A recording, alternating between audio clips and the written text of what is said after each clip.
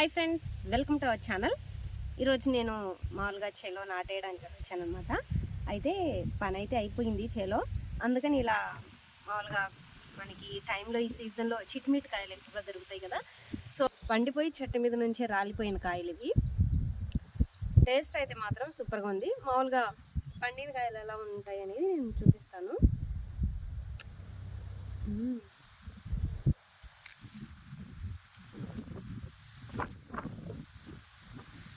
ఇదిగోండి, లోపల పండిన కాయలు అయితే ఇవాళ టేస్ట్ అయితే మాత్రం నేను పండిపోయి రాలిపోయినాయి. ఇప్పుడు దీన్ని పగలు కొడతాను నేను.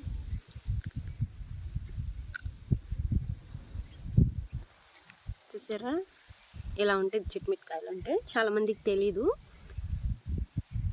ఈ స్వీట్నెస్ అనేది. స్వీట్గా అలాగే కొంచెం పుల్లగా టేస్ట్ అయితే సూపర్గా ఉండేది. బయట కూడా అమ్ముతారు, ఒకసారి మీరు కూడా టేస్ట్ చేయండి. సూపర్గా ఉంది. మాకంటే ముందే చాలామంది కోసుకొని వెళ్ళిపోయారు, బస్తాలు మిగిలింది. ఇదిగో ఇవి ఇలా ఉంటాయి.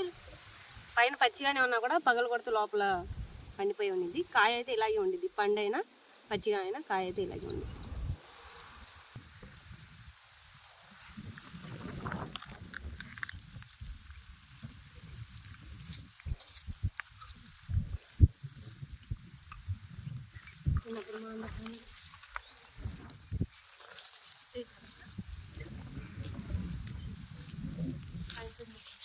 ఇప్పటికీ నేను 10-20 కాయలు తినేసి ఉంటాను.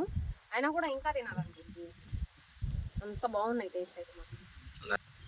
నా వెనకాల చెట్టు ఉంది, కానీ దాని మీద కాయలు కోసుకెళ్తారు అందరు.